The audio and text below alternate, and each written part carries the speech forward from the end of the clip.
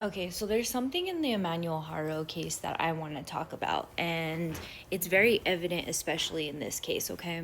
Now, there's a reason why I don't talk about things right when they happen, because things can switch and change in 2.5 seconds, especially with a missing child, a missing person, all that stuff, okay? Now, I've been seeing videos going around saying that this guy, FNN, that's reporting, and even though he is there and he is boots on the ground and he is, interviewing people that people want to see, in a way, those kind of people are also not fighting for Emmanuel. Let me break it down. So, you guys know in the Idaho 4 case, there was a lot of chatter online, and the cops weren't saying much. Cops don't say much. Do you know why? Because in order for them to take charges to the DA office, it has to be charges that are legitimate, they can prove, and that are facts with the evidence. Now, people like this guy that's boots on the ground in Cali could interfere in their investigation, because if they're talking with somebody that is saying something different than they're saying to the police, the DA's office is going to see that and say, oh, well, this person isn't saying this, so what other evidence do you have? It could delay the arrest. So yes, it's nice as the public to have somebody there interviewing people and seeing things, on the ground and where things happened and everything like that. But I don't think people realize that this can destroy a whole entire case. So right now with Emmanuel, we don't know anything. Why don't we know anything? Because the police are still investigating. It's under investigation. And why don't they tell the whole public everything they know? Because they have to build a case. And if people are out there interfering, the case can be dropped because of the interference of others. So you guys can say, oh, the cops aren't telling us anything, but this guy is speaking facts and he's telling us everything. If you guys are those people that think that the cops aren't telling you anything because they want it all to themselves for some personal reason, that's not the truth. They're trying to get justice and try to figure out if this little boy is missing or if he is no longer with us. And like it or not, they have to keep it under wraps. That's how the law and charging people and putting people away in jail works. So I want you guys that are talking shit about the police to remember, if Emmanuel, they end up finding him and they find all of the evidence they need to bring to the DA to make an arrest, or they go to the DA and they deny it, y'all can't be mad at the police. Y'all need to be mad at these content creators or these people that think that they're bringing everybody all of the news that they need. Y'all have to blame them, okay? And in my opinion, with Brian Koberger, that's the whole reason he got a plea deal, was because there was a lot of stuff, there was a lot of people that were interfering with lies and accusations.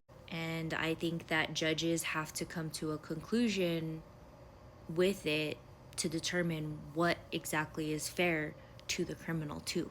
Unfortunately, that's how the system works. So before you guys go out there and bash the police for not telling you everything, I hope you realize that there's a reason, and sometimes knowing everything right away is not going to benefit you other than getting clicks and views. Okay? Okay, y'all. So I wanted to give this update. I know these interviews are a little bit older, but I found them a little strange, and I think a lot of other people do because I've seen some videos about it. Now, if you guys have been following along with the baby Emmanuel Haro case, that was once a missing child out of Yucaipa, California, is now presumed to be a deceased child out of San Bernardino County, California, Cabazon area specifically.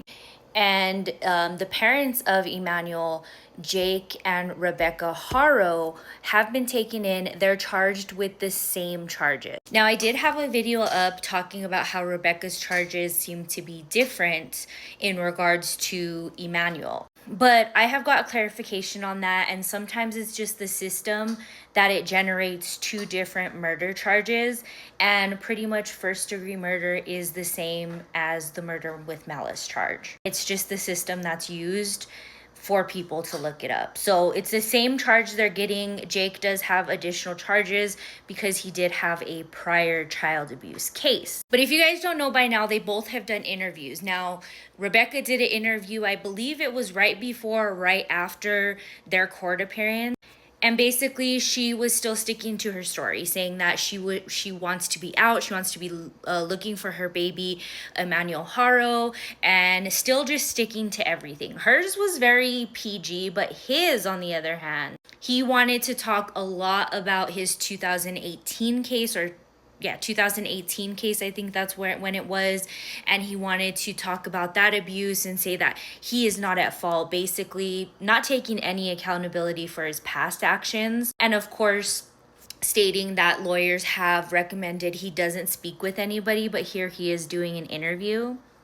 That's kind of weird. He also says that he hopes that his wife can get bailed out because she's a beautiful person and does nothing but love her children. But I mean, do you really think that either family is going to come up with $1 million, even 1 million, much less 2 million, to get either of them out on that bail? I think not. No. And he basically says that there's a lot he can't talk about. Now, what's really weird is they both did say that their lawyers told them not to speak with the media of any kind, but they both have. Now, some people are saying this can be a way that they're kind of communicating with each other, but I just think it's a way to get more attention for people to be on their side, in my opinion. But I do think it's really weird to come out and speak and say the same things you've already said when people in fact know now that that's not the case. The DA did have a conference stating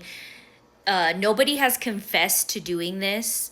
What I am assuming, this is my assumption, they did state in the conference that they're using a lot of high-tech geolocation and stuff like that to determine what evidence they have, and that's evidence within itself. Now, I do believe that when Jake took him out to the side of the highway, that was where a phone was pinged at a certain time that was concerning for them, and they wanted to see his body language. He did not confess. There was no operation that was done to get him to confess. He even said in his interview that he is in segregation and he has no contact with anyone while he's in jail. He hasn't even been mingling with anybody in general population. And there's good reason for that, because they want him to be held accountable when this new date comes up. Now, they do have a new court date set for September 4th, and I'm going to keep you guys updated on that. But again, they have also issued a media advisory, and they did state if information is not coming from the police directly, San Bernardino or Riverside County Police, who are now working together in this, it is false information. And there's many people that want to stand behind their information, but unfortunately there are people around that even if they have vetted them or even if they do trust them, you may have gotten fed wrong information. That also goes to all the social media people that are out here making true crimers look bad, or on the boots ground reporters look bad. This is not the way to go about it. We don't throw tantrums and want attention and want to get there first. This is about justice for a child that should have never lost his life at the hands of the people that should have been protecting him. And in order to make sure that they get the justice that everybody, including this child up in heaven, deserves, that requires people to talk about it, talk about it, make videos about it, but don't lie about it. Don't sit up here and act like you care when you don't. Because like I always say, real will always see real. Okay? Okay, everybody, update from the Emmanuel Haro case. Jake and Rebecca Haro appeared in court today. It was pushed back about an hour and a half. They basically wanted to get some cases off the table so they can get this over with Jake and Rebecca. Now, this was continued.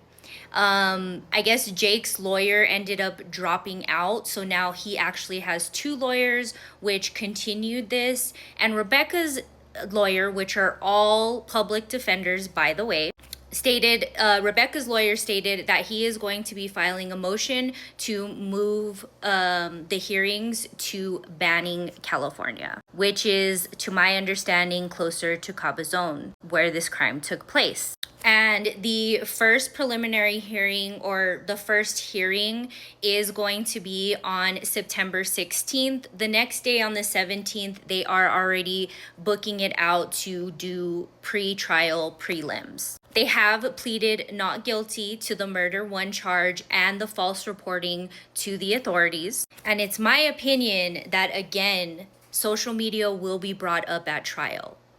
I almost guarantee it, especially considering that they are actually brave enough to plead not guilty in this case. But mark your calendars, guys, for the 16th and 17th for Jake and Rebecca Haro to have their next court date. Now, I'll update you guys with the times, because as of right now, if they are going to be moving the case to Banning, there most likely will be a date change and or time change with that goes with that. So hopefully these people don't get away with what they did to their own child, 7-month-old Emmanuel Haro. That also, by the way, his body has not been located, and it is my opinion that he will not be located.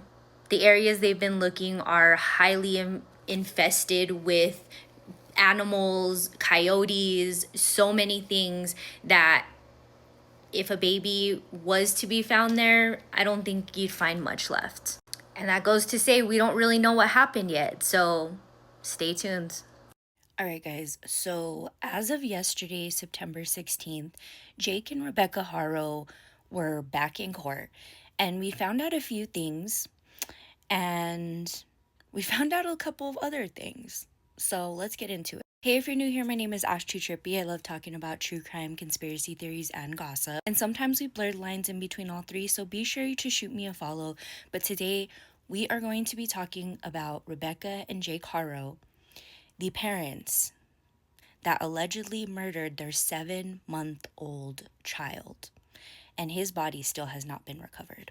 So yesterday, September 16th, they had a felony settlement conference. Basically, it was to see if the preliminary hearings would take place today, which is the 17th. And as I expected, it did get moved forward, but it was very surprising. Jake's lawyer asked to basically delay it, but Rebecca's lawyer was ready to start the trial. So that can be a few things. It could be the lawyer being more prepared. It could be that there's less evidence. It also could be that Jake has priors from this situation and Rebecca doesn't have any priors at all. Now, there will be another felony settlement conference on October 16th, and there's a chance at that conference they can also recommend to delay it again.